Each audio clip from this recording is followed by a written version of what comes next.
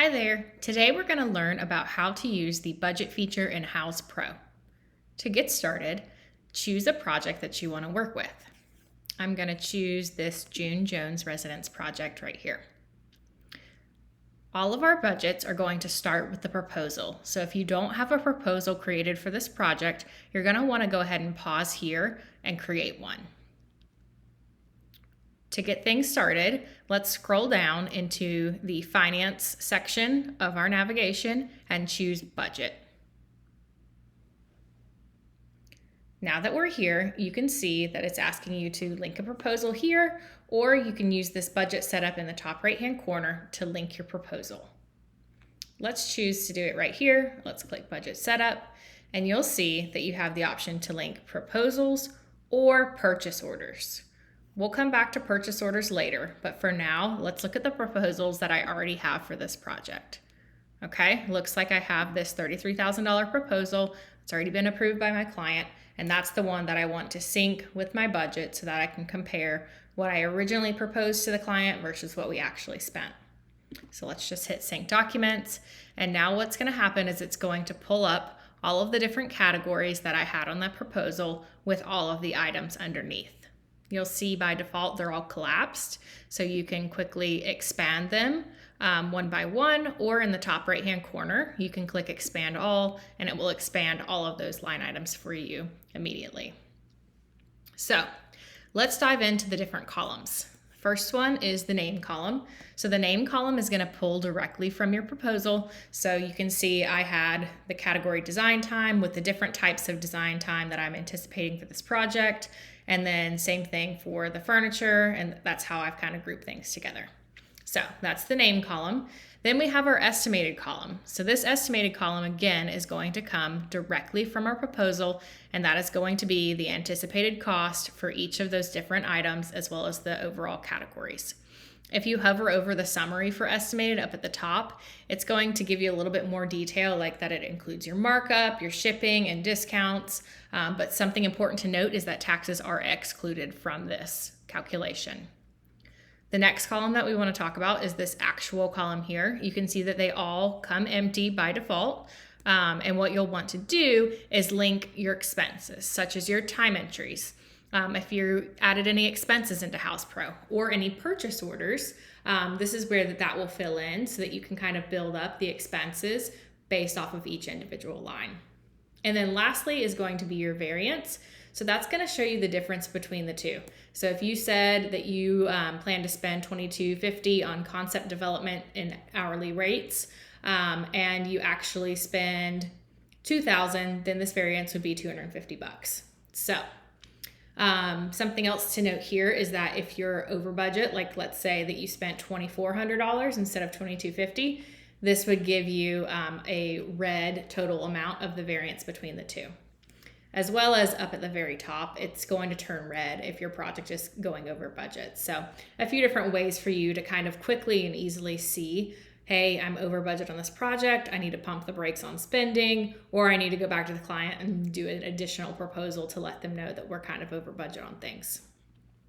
Okay, so now let's talk about getting expenses onto our actuals column.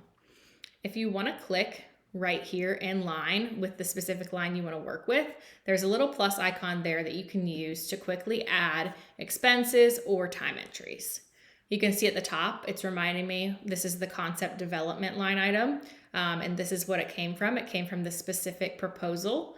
And then if you'll look down here, it's showing you the expenses and the time entries that are selected. There's none selected so far, but for concept development, I need to add some time entries, and I have these 4 specific time entries for concept development. So I'm going to go through, I'm going to link the ones that I want to add, and then I want to save my budget item.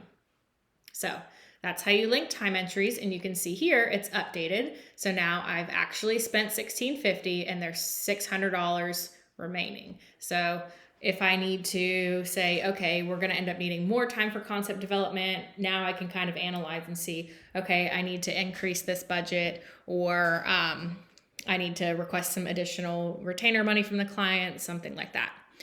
It works very similarly for actual product as well. So like if you have specific expenses that you want to tie back to your budget, let's go down to wallpaper, for example.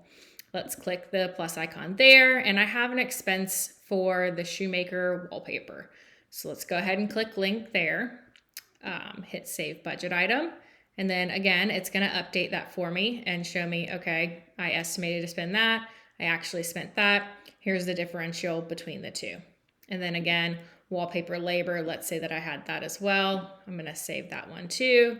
And you can kind of start to see how this kind of builds and takes shape.